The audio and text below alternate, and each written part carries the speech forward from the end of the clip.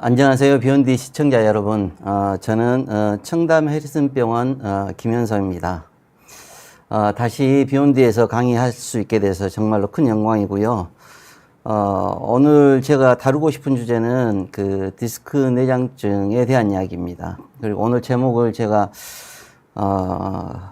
그 디스크 내장증에 대한 이야기로 엉덩이가 아파서 앉을 수가 없어요. 이 주제 제목은 환자분들이 저한테 너무 많이 호소하시는 증상이라서 제가 그 제목을 가지고 왔고, 실은 디스크 내장증에 대한 디스크 내장증이 제가 봐서는 정확한 진단명은 아니에요. 결국 분절성, 척추 분절성 기원의 통증으로 봐야 되기 때문에 이 병명에 대해서는 추후에 다시 논의가 있어야 되겠지만, 어찌됐든 일반인들이 이 디스크 내장증으로 많이 알고 있기 때문에 디스크 내장증에 대한 이야기를 해보도록 하겠습니다. 제목에 보시면 엉덩이가 아파서 앉을 수가 없어요.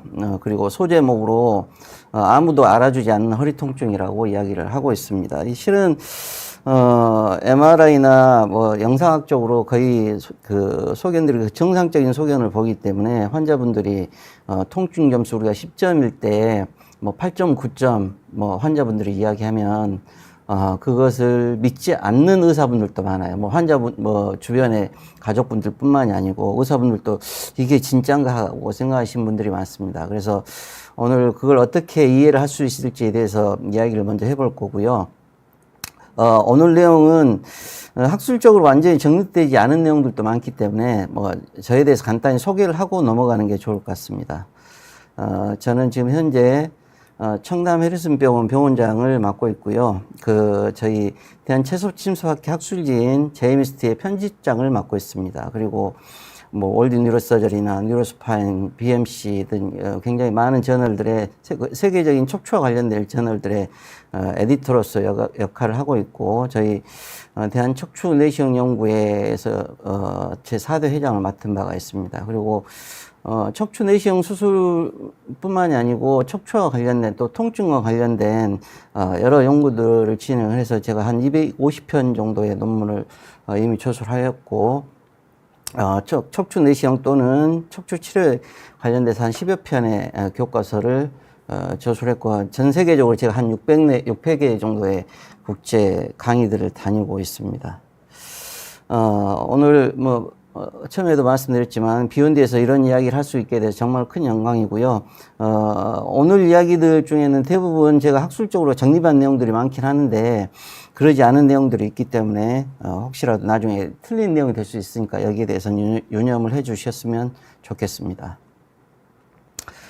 저번에 제가 나왔을 때 제가 대만하고 브라질 두 군데 여행지를 소개를 해드렸는데 오늘 또 두 군데를 소개를 해드리겠습니다. 제가 국제학회 활동을 시작을 해야 되겠다고 맨 처음에 시작했던 게 2007년도 이 사진 보시면 잘 아시죠? 카파도키아, 터키의 카파도키아 사진이고, 2007년도에 제가 맨 처음에 터키를 갔던 기억이 있고, 제가 터키는 한 8차례 정도 갔었는데 이게 14년도 안탈리아는 유럽의 3대 휴양지로 알려져 있는 굉장히 아름다운 곳입니다. 안탈리아도 몇 번 갔던 것 같고, 그리고 재작년에 이스탄불도 굉장히 많이 갔었는데 가장 최근에 찍은 사진입니다. 제가 터키 사진을 가지고 온 이유는, 터키는 잘 아시겠지만 역사적으로도 종교적으로도 그리고 또 여러 가지가 동서양의 문화가 같이 문화적으로도 많은 것들을 포함하고 있고, 아마 디스크 내장증도 이런 세밀한 내용들까지 다 알았을 때 이것을 완전히 이해할 수 있지 않을까 싶어서 이 사진을 가지고 왔고요.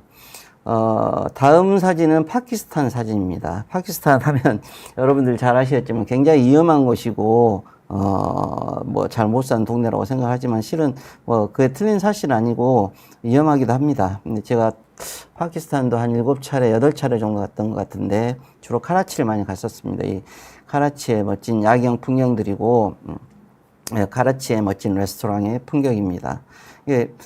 그리고 이건 이제 2015년도에 제가 이슬라마바드가 파키스탄의 수도잖아요. 파키스탄 산 정상 레스토랑에서 찍은 사진이고, 파키스탄은 굉장히 유적지로서 모헨조다로라고 그러죠. 저 역사적으로 유명한 4대 문명이 시작됐던 그 유적지들이 있는 곳이고, 라오르도 그 중에 한 곳입니다. 역사적으로 굉장히, 멋진 장소고, 또 여기 부처님의 사리가 있다고 하는 이 탁실라도 이 파키스탄에 돼 있는데, 파키스탄의 사진을 가지고 온 이유는, 디스크 내장증이 참 이런 것 같아요. 보면은 굉장히 어려운데, 어떻게, 환자분들은 굉장히 심한 통증을 호소하는데, 실제로 외부상으로 보기에는 좀 다르게 보이는 그런 것들이 많이 있고, 그게, 이 두 사진을 보면서, 디스크 내장증에 대해서 좀 더 심도 있게 공부해야 되지 않을까 생각이 듭니다. 실은 이제 디스크 내장증, 퇴행성 디스크에 대한 연구는 굉장히 오랫동안 진행이 됐어요. 그리고, 좀 이따 나오겠지만, 결국에는, 퇴행성 디스크를, 다시 재생시키는 것은 불가능하다고 지금까지 결론이 나 있는데, 앞으로 척추 내시경 수술의 발전 또는 이런 항문의 발전과 더불어서 이게 또 해결될 수 있는, 키가 있지 않을까 하는 생각을 갖고 있습니다. 그러면, 오늘의 주제인, 디스크 내장증에 대해서 이야기를 해보도록 하겠습니다. 이 사진을 보시면, 많은 환자분들, 많은 의사분들이 새로운 생각을 가지게 될 겁니다. 여기 혹시라도 디스크 내장증 환자분들이 있으실지 모르겠지만, 처음에도 말씀드렸지만, 아무도 알아주지 않는, 실은 아무도 알아주지 않는 건 아니죠. 이제 아시는 환자분들의 마음을 따뜻하게 아시는 분들도 있고, 진짜 환자분들 옆에 계신 분도 있기 때문에. 어찌됐든 이 환자 사진을 보면 이분이 환자일까요? 아닐까요? 우리가 정상적으로 보면 엊그제 왔던 미국의 워즈니한테도 물어봤더니 이 사진을 보고 어디가 병변이 있는지 한번 맞춰봐라 했더니 실은 이 MR 영상에서 보면 이건 거의 정상에 가까운 사진이에요. 협착증이 좀 약간 있어 보이는 듯한데 여기 보면 이거 가지고 아프다고 이야기할 수가 없죠. 그러면 이 사진을 가지고 만약에 환자가 이렇게 갔어요. 이 환자는 3년 아팠습니다. 그리고 우리가 통증 점수가 10점 만점에 8점이면 우리 디스크 환자분들이 디스크가 터져서 왔을 때 우리 보통 6.7점 정도 이야기를 하고 진짜 많이 거의 걷지도 못하면 8.9점 이야기를 하는데 거기에 준하는 통증을 가지고 있습니다. 그리고 좀 이따 보면 하지 직거상 검사라고 하는데 이것도 양성이 나와요. 이 환자는 다리가 저려서 잠을 거의 자지 못하는 본인 스스로는 정말 너무 많이 힘들었던 환자고, 여기 보시면 다리가 피팅이 되마라 그러죠. 다리가 부어가지고, 정상적인 다리가 아니에요. 근데 이게 콩팥이 안 좋거나 다른 문제가 있어서 그런 게 아니에요. 이게 다 척추에서 온 문제인데, 이 문제를 가지고 3년을 살았어요. 이 문제를 가지고 온갖 병원들 다 가보고, 이 MRI 가지고 과연 이 환자를 어디를 치료를 해야 될까요? 결국 이게 우리가 풀어야 될 숙제가 여기서 오게 되는데, 이 사진을 보고, 의사 선생님께서 아플 만한 병변이었습니다. 약을 드릴 테니까 약 드시고 물리치료 받으세요. 그러면 환자분들은 집에 가서 웁니다. 제가 그런 분들 많이 봤기 때문에,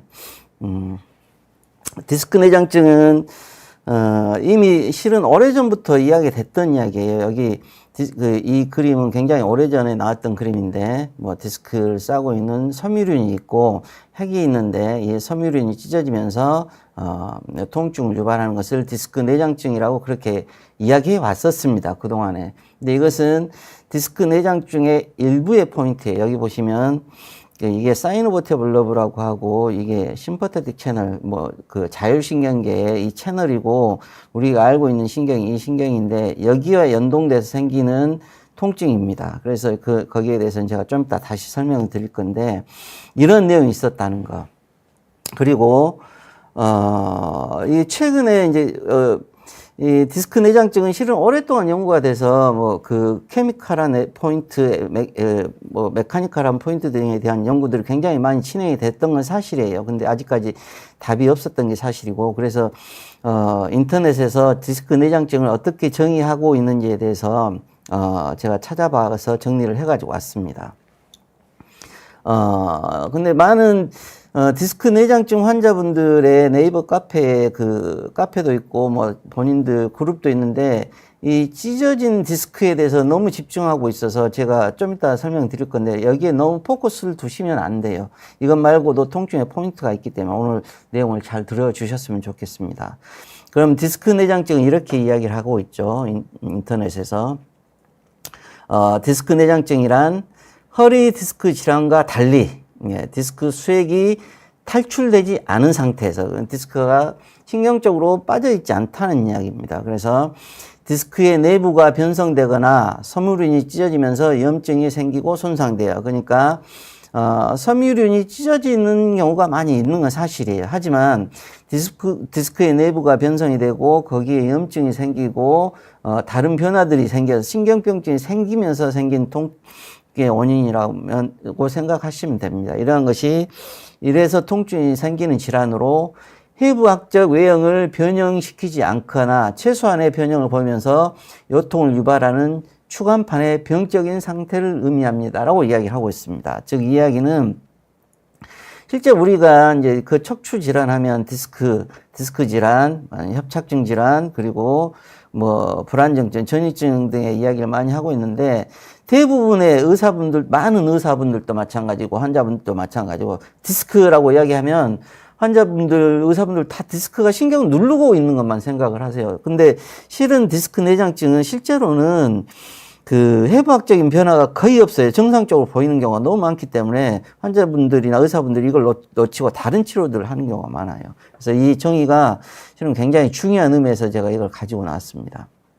그래서 MRI 검사에서 일반적으로 알고 있는 디스크가 튀어나와 신경을 누르는 등의 소견이 잘 관찰되지 않아서 진단을 내리기가 무척 까다롭다고 이야기를 하고 있습니다. 그래서 진단은 실은 이런 만성요통 환자에 이게 오랫동안 허리가 아팠던 환자에 물론 협착증이나 디스크가도 있을 수 있겠지만 약 40%에서는 이 추간판 디스크 내장증일 가능성이 많다고 이야기를 하고 있고 물론 이건 학술적으로 아직 정립된 내용은 아니지만 보편적으로 그렇게 이야기를 하고 있습니다. 하지만 아직 이 확실한 진단 기준이 마련되어 있지 않아서 진단이 어려운 것도 사실이에요. 이게 퇴행성 변화를 보이는 MR상에서 보이는 경우가 많기 때문에 여러 분절이 있고 또 퇴행성 변화가 있어도 통증이 없는 경우도 많아요. 그래서 이게 과연 디스크 내장증인지 아닌지 진단하는 게 쉽지는 않은 게 사실입니다. 따라서 이 환자의 임상 증상이 매우 중요하다고 이야기하고 있습니다. 물론 이 환자의 자각적인 증상으로 모든 건 판단하면 안 되고 또 추후에는 이걸 객관적으로 진단할 수 있는 크라이테리아가 나오리라고 생각을 해요. 그리고 지금 거기에 대해서 많은 연구들이 돼 있기 때문에 어찌됐든 간에 지금 현재는 이 환자의 자각적인 임상 증상이 굉장히 중요한 포인트로 이야기를 하고 있고 자기 공명 영상, 추간판 영상과 또는 추간판 조영술을 시행을 해서 이 결과들을 종합해서 디스크 내장증을 진단을 한다고 이야기를 하고 있습니다.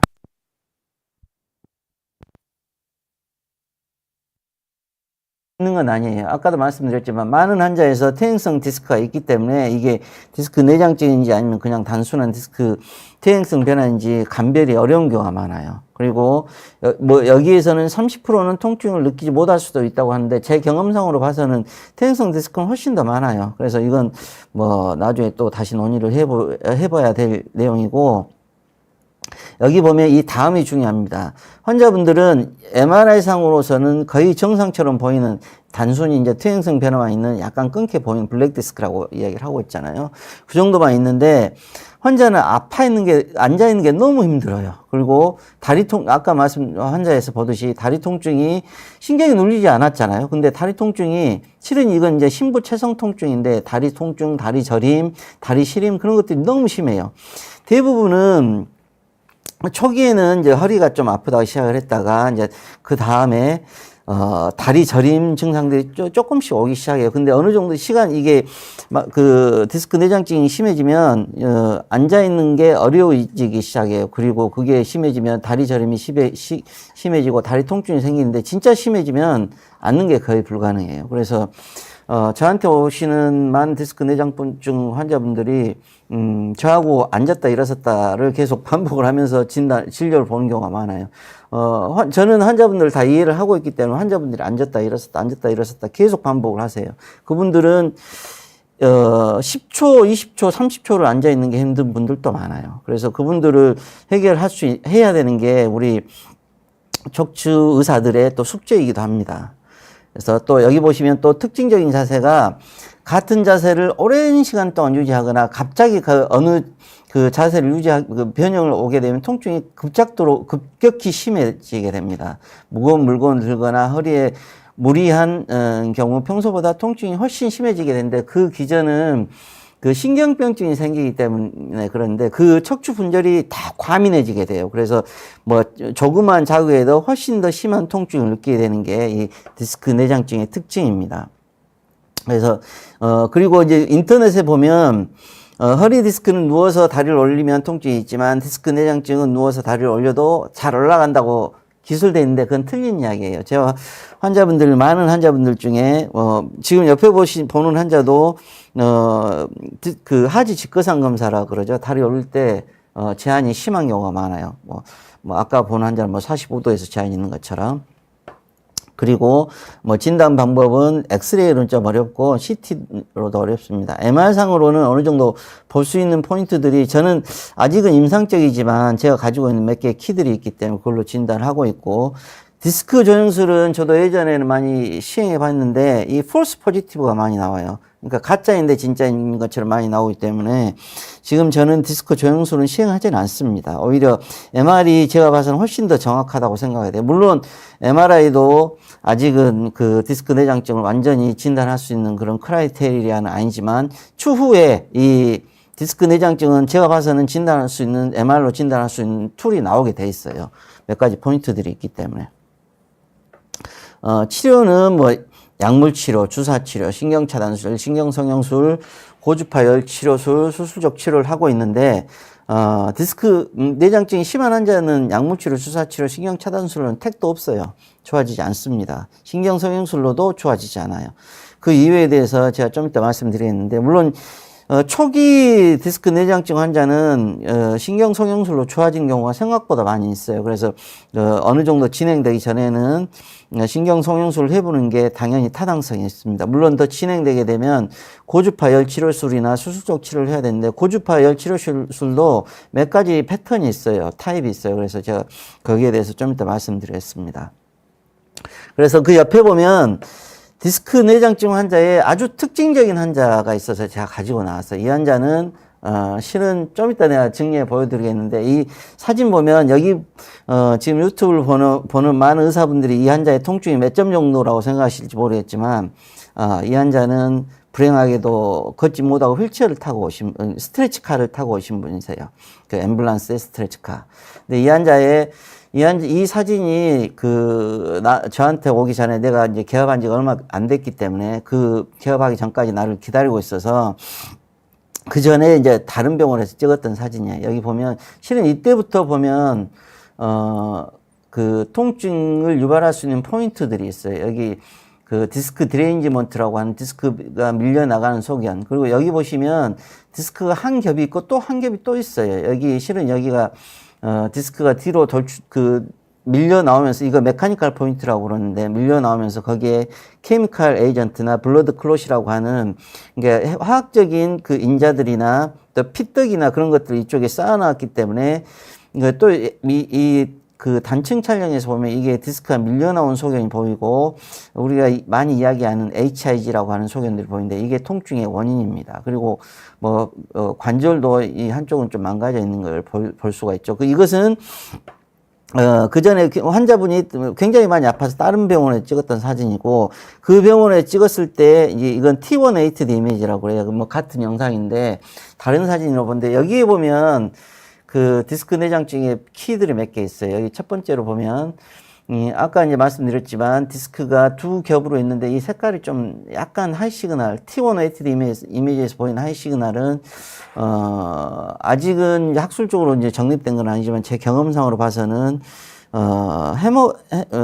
그 블러드 클롯이나 아니면 그 스웰링, 또 그 케미컬 에이전트에 대한 이제 클로시지 않을까 유추가 되고, 이 주변에 보면 이때 당시에 이미 환자가 본이 이데마라고 그러죠. 이게 척추뼈가 보통 이렇게 그 T180 이미지에서 이게 버티컬 바디 척추뼈가 이렇게 똑같은 동일한 균일적으로 그 시그널이 나오게 되는데, 여기 보면 색깔이 좀 검게 돼 있죠. 이게 뼈가 부어 있는 거예요. 이게 나중에 보면 이제 모딕 체인지 타입 1에 해당되는 건데, 모딕 체인지가 왜 오는지에 대해서 아직 명확하게 밝혀져 있지 않는데, 제 개인적으로는 뉴로패티가 생기면서 거기에, 그러니까 신경병이 생기면서 거기에 혈관이 타고 들어가면서 거기에 생긴 스웰링이지 않을까 생각을 하고 있습니다. 제 개인적으로. 아직 그건 물론 학술적으로 정립된 것이 아니기 때문에 저의 이론이라고만 생각을 해 주시고요. 어찌됐든 간에 이 MR상에서 보이는 검게 보이는 이 소견들은 그 디스크 내장증 환자들이 심한 통증을 유발하는 포인트들 중에 하나라고 생각하시면 돼요. 그리고 이것은 몇 개월 후에, 그러니까 4개월 후에 다시 왔을 때 제가 MRI를 찍었던 사진이고, 여기서 보면 우리 환자분들이 많이 이야기하는 HIG라고 그러죠. 하이 인텐시티 존. 그러니까 하얗게 보이는 거. 여기서도 이렇게 하얗게 보이는 이 부분이 있는데, 이게 생기는데, 실은 이건 이제 그 전에 나왔던 디스크가 일부가 녹으면서 생기는 변화일 가능성이 많고, 이걸로 디스크 내장증을 진단을 한다는 것은 좀 어폐가 있습니다. 좀 이따도 다시 말씀드리겠지만. 왜냐하면 왜 이야기를 하냐면, 디스크 내장증 환자분들이 모든 분들이 저한테 오셔가지고 이 HIG에 대해서 이야기하고, 그것 때문에 디스크 내장증 진단을 받았다고 이야기를 하세요. 실은 그게 아니에요. 좀 이따 또 다시 설명드리겠지만, 어찌됐든 이 환자는 이때 스트레치 칼을 타고 오셨고, 오히려 여기 보면 디스크 드레니먼트나 디스칼 티어, 그러니까 안에 디스크가 찢어지는 부분이 예전에 비해 훨씬 더 심해진 걸 볼 수가 있어요. 그러니까 당연히 통증이 훨씬 더 심해졌겠죠. 어찌됐든 이 환자는 저에게 내시경 치료를 받고 나서 지금은 잘 걸어 다니시고 굉장히 많이 좋아하셨습니다. 그래서 디스크 내장증의 원인, 실은 이제 디스크 내장증이라기보다는 이제 척추의 분절성 통증, 이 신경병증성 통증의 원인은 이 화학적인 요소, 기능적인 요소, 신경병적인 요소, 이 세 개의 메카닉 포인트가 같이 융합이 돼서 생긴 통증이 그 원인이지 않을까 생각이 됩니다. 그래서 예전에 이런 메카니컬 포인트, 디스크가 찢어지는 거나, 이 케미컬 포인트, 화학적인 요소들이 쌓이는 거에 대해서 굉장히 연구들을 많이 진행을 했었어요. 그리고 여기에 대한 이론들은 많이 나와 있었고, 실은 근데, 신경병적인 요소에 대해서는 연구가 많이 없었고, 최근에 이 연구들이 많이 진행이 되고 있습니다. 제 연구도 그런 연구들을 많이 진행을 하고 있고요. 근데 이런 척추의 통증이 유발하게 되는 기전을 이해를 하려면 척추의 분절성 악화에 대해서 이해를 할 수 있어야 돼요. 이건 요즘 시행하고 있는 쿠션의 치료에 굉장히 중요한 메커니즘인데, 환자분들 이런 이야기 많이 하죠. 내가 20년 전에 허리를 다친 적이 있는데 그게 관련이 있냐 없냐 그런 이야기 많이 물어보시잖아요. 근데 저도 예전에는 이건 관련이 없다고 이야기를 했습니다. 근데 최근에 생각해 보면 관련이 있어요. 예를 들어서 이 환자는 15살짜리 남자 환자인데 실은 이렇게 온 게 아니고 이렇게 왔어요. 잘 보시면 여기하고 두 개를 비교를 해보면 이 척추 후관절이라고 그러잖아요. 이게 빠져 있어요. 이때는. 그걸 다시 들어가긴 했는데, 나중에 치료하고 나서 다시 들어가긴 했는데, 이때 올 때 당시에는 통증이 굉장히 심하게 왔습니다. 문제는 이 작은 그림에서 보듯이 척추의 문제가 이렇게 정상적인 역할들을 해야 되는데, 만약에 이렇지 않고 이런 상태로 오래 유지가 되게 된다면 척추의 분절성 악화를 초래를 하게 돼요. 제가 거기에 대해서 2016년도에 아시안 저널 페인에 제가 저희 장군 소장하고 제가 그 연구 결과를 발표를 했었는데, 척추의 분절성 악화의 그 개념들입니다. 만약에 이런 척추 관절의 한쪽이 빠지는, 예를 들어서 스냅핑이라고 그러죠. 허리가 삐끗하거나 아니면 허리에 무거운 거 들면서 허리가 좀 삐끗해서 이런 척추의 관절이 빠져 있는 상황에서 그 상태 유지가 되게 되면 이런 과정들을 가게 돼서 이런 변화들을 일으킨다는 건데, 다시 설명하면 여기 잘 보시면 이게 정상적인 척추의 기능이에요. 여기 보시면 근데 만약에 이게 정상적인 기능인데 만약 이런 상태가 그대로 유지가 된다고 그러면 이렇게 되겠죠. 이게 디스크의 압력이 높아지니까 디스크가 뒤로 밀려나게 되고 그러면서 신경을 누르게 되고 뒤에 있는 후관절 또는 이 뒤에 있는 신경이 늘어나게 되는 거죠. 그러면서 그 신경이 상하게 되는 겁니다. 이게 나중에 그 딥소마틱 뉴로패스를 이해하는 데 굉장히 중요한 기전이에요. 그래서 정상적으로 이런 역할을 하게 되는데 만약에 빠지게 되면 이 후관절에 과대한 영향을 미치게 된다는 그런 이야기입니다. 근데 이게 단순히 이 후관절만 영향을 미치는 게 아니고 척추의 앞분절, 중간분절, 후분절에까지 다 영향을 미치게 돼요.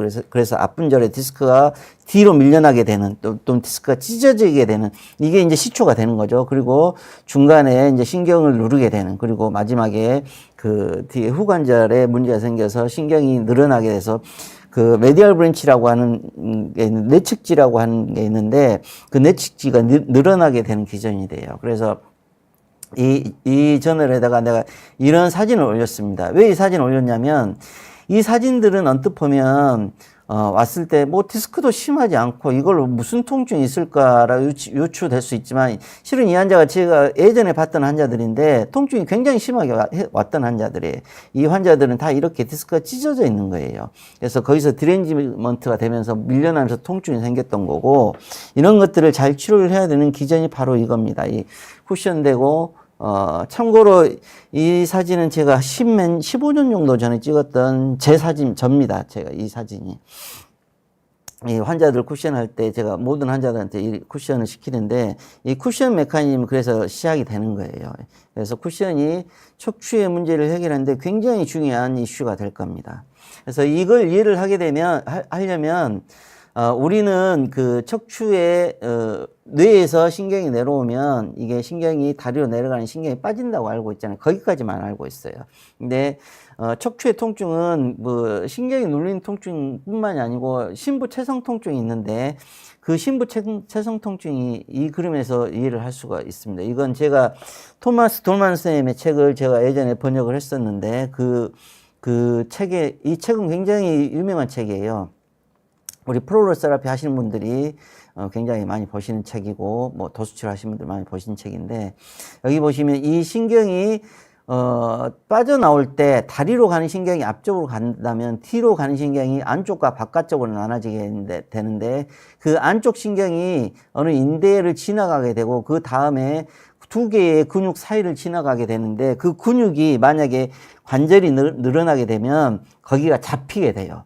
근데 이런 문제가 그 치료가 되지 않으면 다시 근육이 뭉치게 되고 인대가 늘어나는 그런 악순환의 과정을 가면서 결국에는 근육은 뭉치게 되고 인대는 이해 안 되고 하면서 그 여러 문제를 유발하게 되고 또 이게 신부체성 통증이라고 이야기를 하죠. 우리가 인대에서 생기는 통증 그리고 그 스클레로톰이라고 그러죠. 뼈에서 생기는 관절이나 뼈에서 생기는 통증 또는 근육에서 생긴 통증이 다 여기서 기원을 하게 됩니다. 물론 이게 다른 측면으로 가게 되면 신경이 눌려서 다리가 눌리게 되는 신경 뭐 디스크나 뭐 협착증에 그런 증상들이 오게 되는 거고요.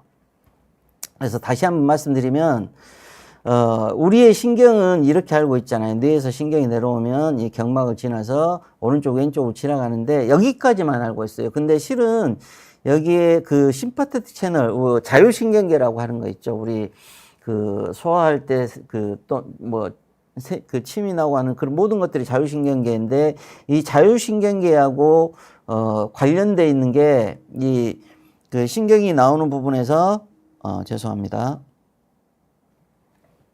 이 신경이 나오는데 이 도살루트 강글리온이라고 그러는데 이게 여기 교감신경계하고 연결이 돼 있어요. 근데 여기가 연결되어 있는 포인트인데 이게 이 아까 말씀드렸던 후관절 메디얼 브랜치하고 또 연결이 됐습니다. 그래서 만약에 근데 이 후관절은 우리 척추의 기능을 하는 굉장히 중요한 후 부위의 근육들이 다 이 지배를 하고 있어요. 그래서 만약에 이게 상하게 되면 근육이 결국에는 약해지게 되고 근육이 아트로피, 근육이 마르게 되는 그런 결과들을 초래하게 되고 또 여기에 병변이 문제가 생기게 되면 결국 결국에는 종구에는 이 도살루트 강근의 자극을 통해서 교감신경계의 문제하고 연관이 되어 있는 이 동척신경이라고 그러죠. 그리고 그 베지버테블 러브라고 하는 이 교감, 여기서 보면 이 신경이 그 우리가 알고 있는 이 신경 말고 이 신경, 이게 그 디스크의 를 지배하는 신경, 이게 척추뼈를 지배하는 베지버테블 러브라고 하는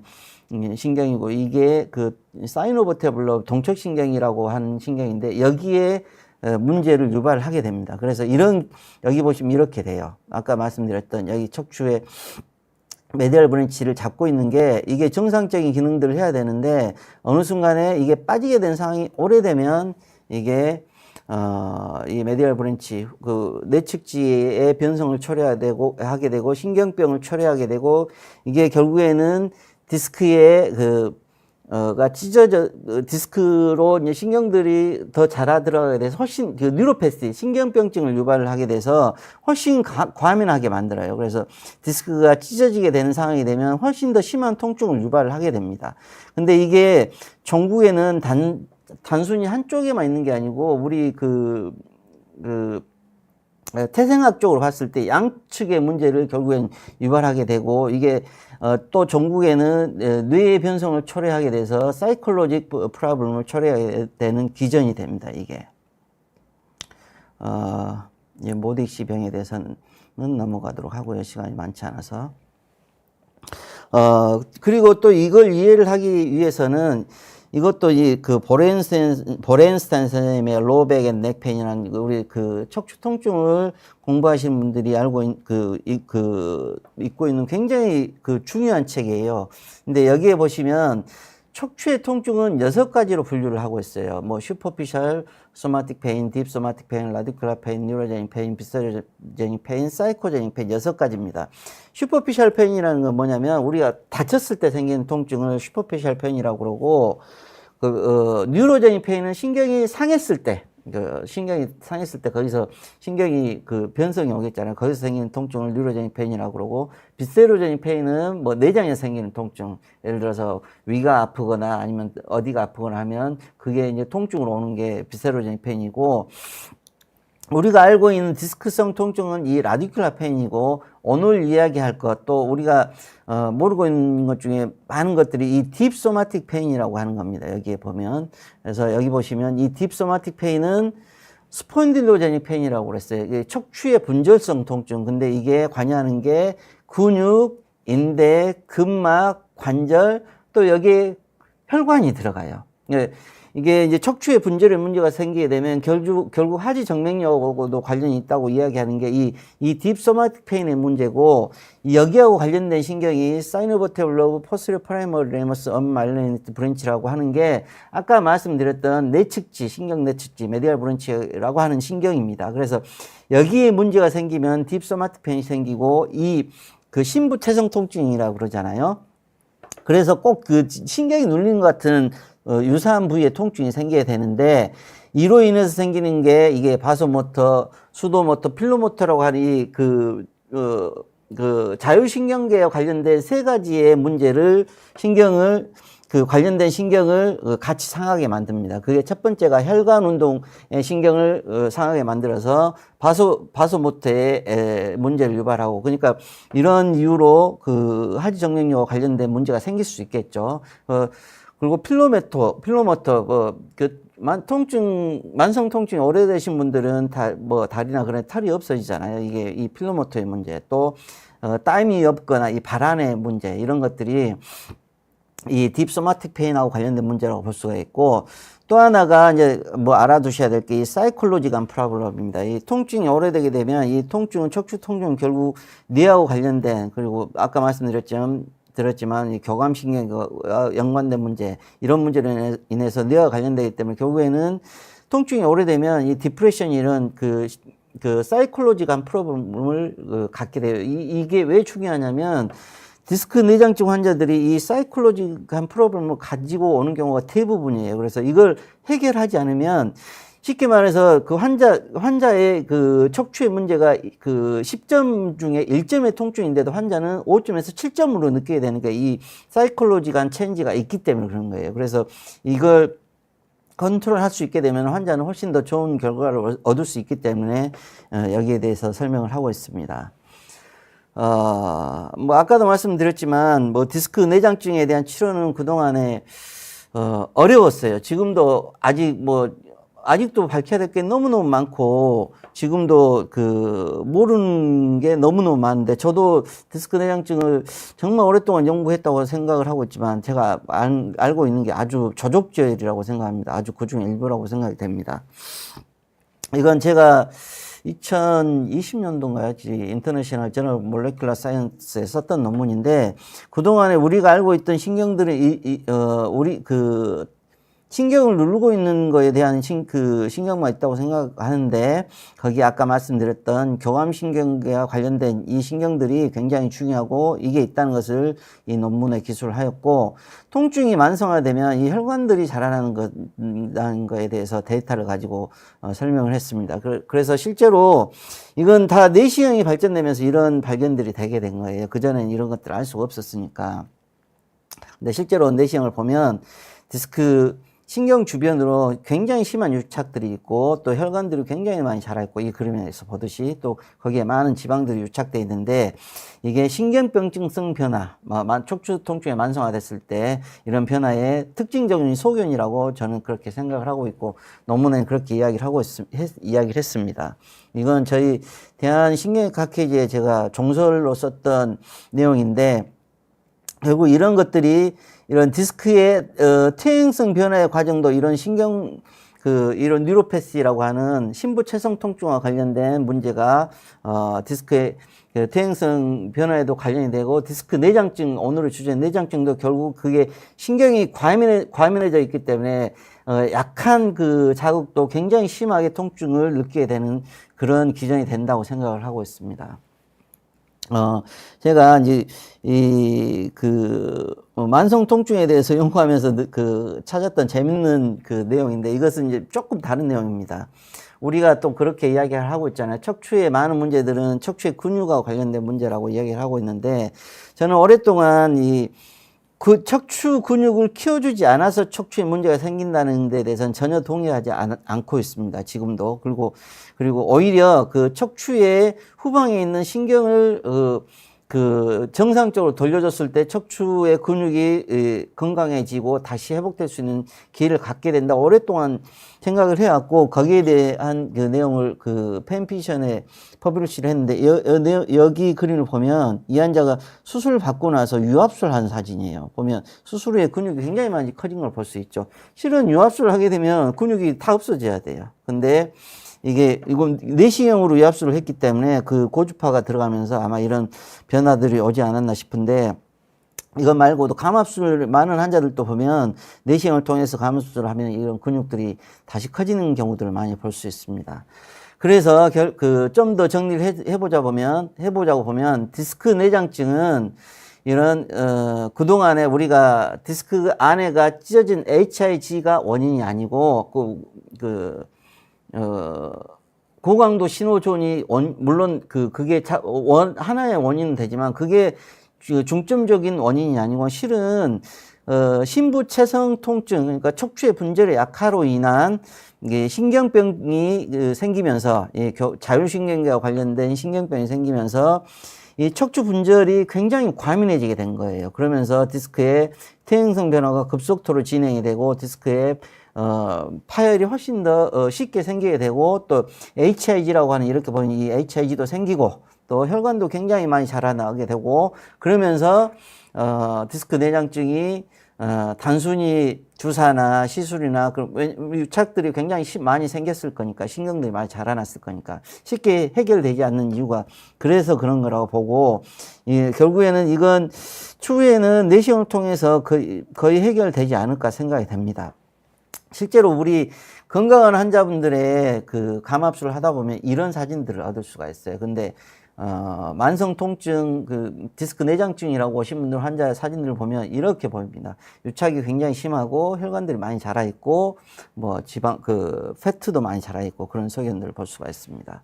그래서 저는 최근에 그래서 저는 오랫동안 이 자란 신경들을 태워주는 치료들을 계속 해왔어요. 그리고 이걸 통해서 많은 좋은 결과들을 얻었고, 또 아까 말씀드렸던 그 인터내셔널 저널 몰레큘러 사이언스에다가 이 킴스 트위칭 포인트라고 이게 여기를 고주파를 했을 때 킴스 트위칭, 그러니까 신경을 지지지 않았는데 우리가 알고 있는 신경 이 신경이잖아요. 신경을 고주파를 싸지를 않았는데 이쪽에다 싸도 엉덩이가 들썩들썩해요.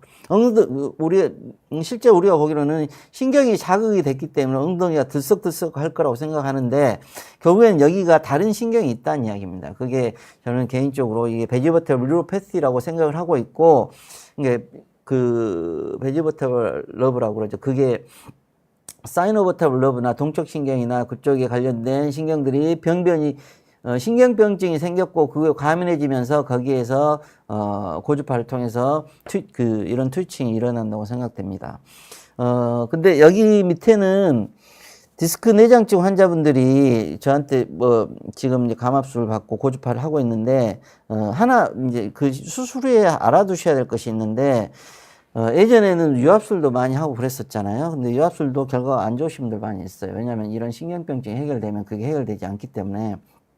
근데 감압술도 당장에 회복되지 않아요. 굉장히 오랫동안 만성화돼 있었고 신경이 여러 갈래로 많이 새로 자라났기 때문에 그게 다 없어지는 데는 시간이 굉장히 많이 걸립니다. 보통 환자분들 보면 3개월에서 6개월 정도 걸리는 것 같은데, 그리고 이제 새로 다른 신경들을 자극을 해놨기 때문에 그 전에 느끼지 못했던 다른 증상들이 많이 나와요. 근데 이건 시간이 지나면 다 가라앉습니다. 그리고 아까 말씀드렸지만 이 사이콜로직 문제를, 그러니까 그 심리적 안정을 찾는 게 굉장히 중요해요. 이게 심리적인 안정이 회복되지 않으면 치료를 아무리 잘해놔도 다시 통증이 줄어들지 않는 경우가 굉장히 많습니다. 그리고 지금은 제 임상적인 결과로 봐서는 90% 이상은 좋아져요. 시간이 지나면 결국은 좋아집니다. 그러니까 너무 조급해 하지 마시고, 왜냐하면 디스크 내장증 환자분들 너무 많이 힘들어 하세요. 본인들 그룹이 있고 그러는데 정말 진짜 환자분들 보시면 할 거예요. 앉지도 못하고 서지도 못하고 눕지도 못하고 그런 상황을 만나게 된다면 아마 지옥이지 않을까 싶은 생각할 때도 많아요. 어찌됐든 그런 것들이 있으니까 좀 감안을 해 주셨으면 좋겠습니다. 그리고 이게 디스크 내장증이 심해지게 되면 이 모딕 체인지가 오게 되는 거죠. 아까 말씀드렸지만 모딕 체인지는 디스크 내장증의 일환이라고 보시면 돼요. 이게 모딕 체인지는 모딕시 병이라고 저는 환자분들한테 설명을 하는데 뼈가 색깔이 변하는 거예요. 근데 모딕 타입 2는 통증이 없어요. 여기에 이미 패티 인필트레이션이 됐기 때문에. 그리고 모딕 타입 3 세 가지 타입이 있는데 타입은 뼈로 변하는 거예요. 처음에는 인플라메이션 염증만 생겼다가 타입 1은 이때 통증이 제일 심하고, 타입 3도 통증이 있는 경우들이 많고, 실은 타입 1보다는 타입 1이 통증이 굉장히 심하죠. 그리고 타입 3에서도 수술을 해야 되는 경우가 많은데 오히려 타입 3에서 유압술을 해야 되는 경우가 많고, 타입 1은 고주파나 감압술을 해가지고 대부분은 좋아집니다. 여기 보시면 이게 굉장히 심한 환자잖아요. 제가 좀 이따 그 결과를 보여드릴게요. 그리고 디스크 내장증 환자분들이 너무너무 관심 있어 하는 HIG라고 하는 하이 인텐시티 존, 호신호 구역에 대해서 말씀드리겠습니다. 호신호 구역은 아까도 말씀드렸지만 디스크 내장증 환자의 통증에 일조를 해요. 근데 원인은 아니에요. 이거 꼭 유념해 주셔야 돼요. 왜냐하면 여기에 너무 집중을 하셔가지고 이게 해결되지 않으면 통증이 해결되지 않는다고 생각을 하고 있는 분들이 너무너무 많아요. 그러지 않습니다.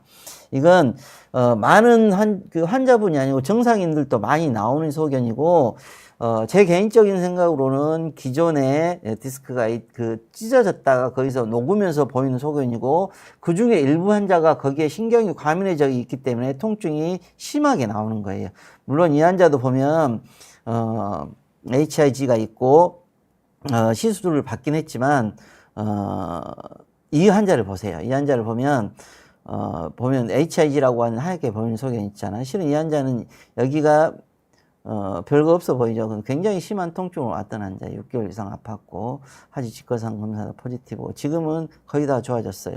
근데 시술에 보면, 뒤에 들어가서 감압하고, 뒤에 이게 신경을 태워주는 시술을 했어요. 결국, 근데 잘 보면 HIG라고 하는 게 오히려 더 커졌어요.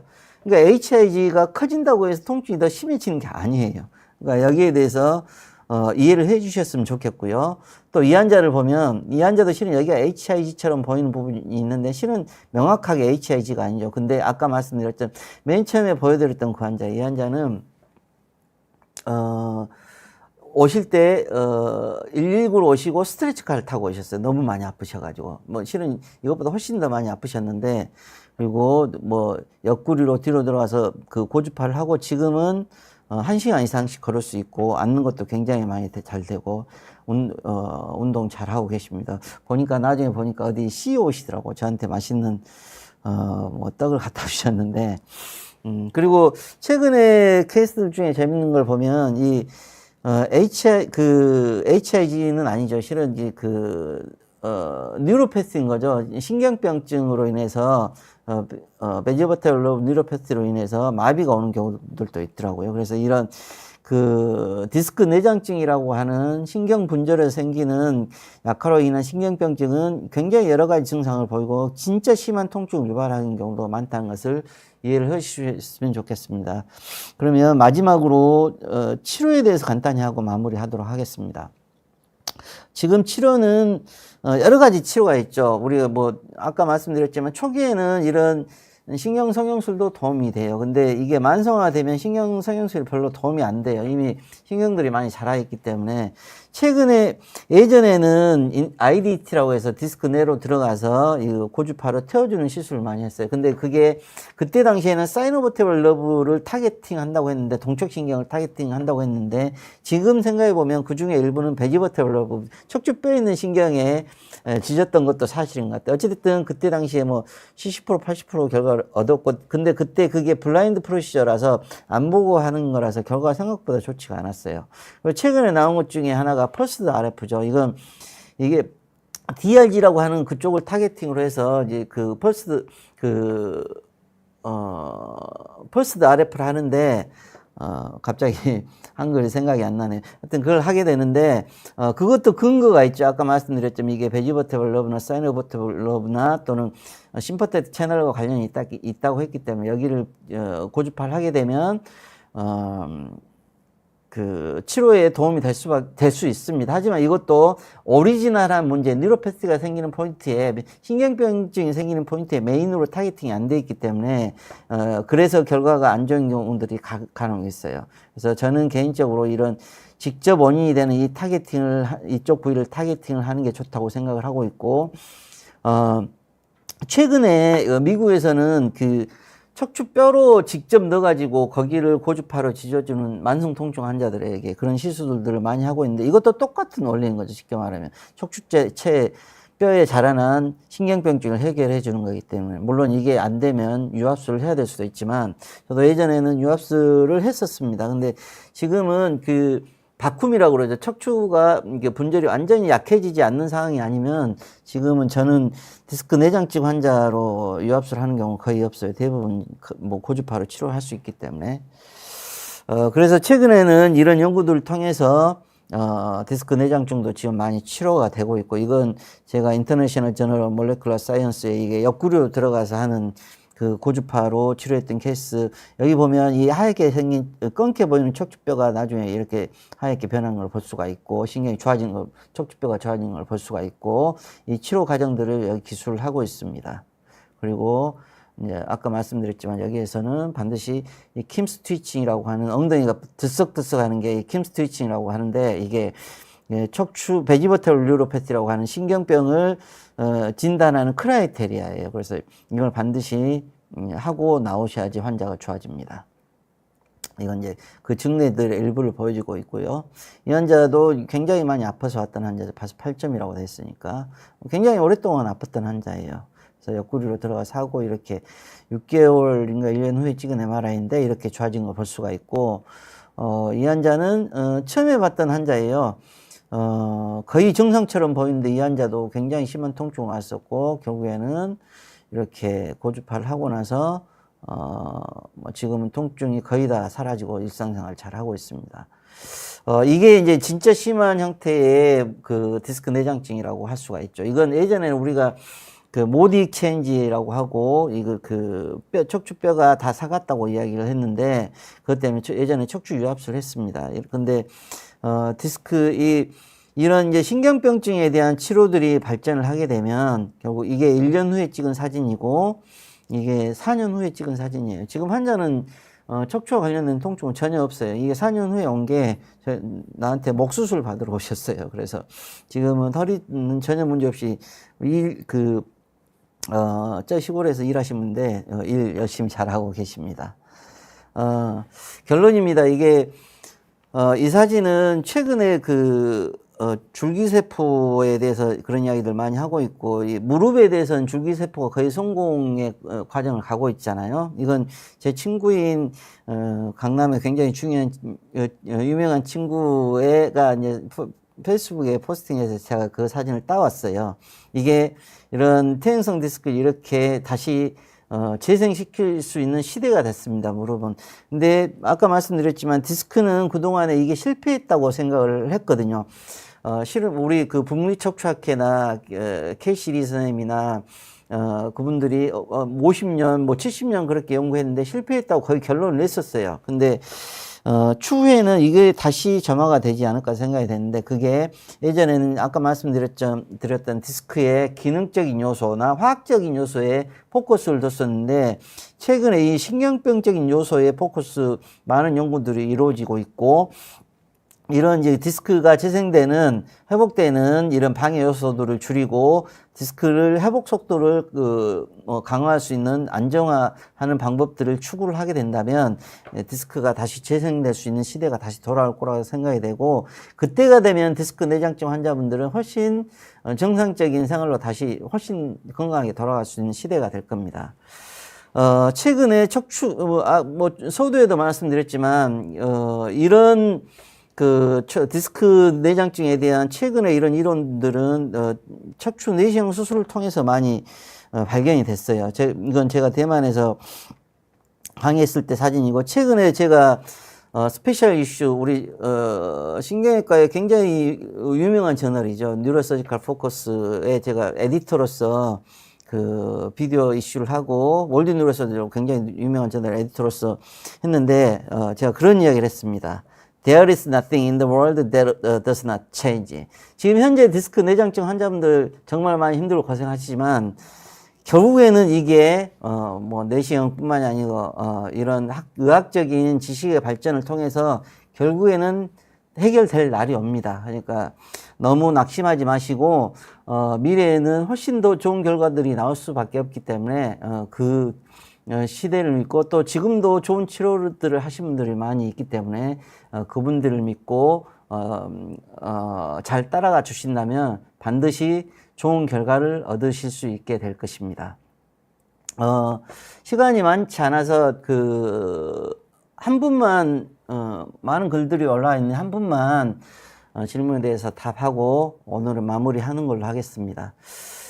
윤우왕님께서 선생님, 후방 섬유륜 손상으로 내장증 증세로 1년 넘게 직장도 쉬면서 통나무 같은 자세로 지내며 호전되고 있습니다.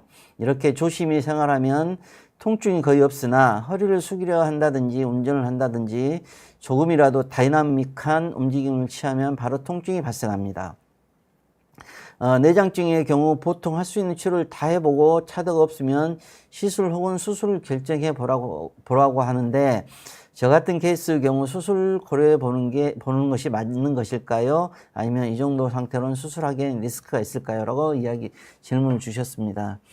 용왕님 같은 경우는 제가 봐서는 디스크 내장증일 가능성이 굉장히 많습니다. 그리고 치료를 받으셔야 돼요. 그리고 시술을 하셔도 되겠지만, 제가 봐서는 아까 말씀드린 것처럼 고주파 치료를 하신다든지 아니면 수술을 하신다면 좋은 결과를 얻을 수 있을 거라고 생각이 됩니다. 증상들이 전형적인 디스크 내장증 환자분들의 증상이시거든요. 그 치료를 받으시면 좋아지실 수 있을 것 같습니다. 자, 그럼 오늘은 이걸로 마무리를 하고요. 뭐 너무 어려운 이야기이기도 하고 실은 저도 굉장히 어려운 이야기고 아직도 저는 디스크 내장증 디스크에 대해서는 뭐 10%도 알고 있지 않다고 생각을 하고 있는데 너무 어려운 내용 재밌게 많이 들어주셔서 진심으로 감사드리고요. 나중에 다시 비욘드에 다시 더 좋은 이야기 할 수 있는 기회가 됐으면 좋겠습니다. 감사합니다.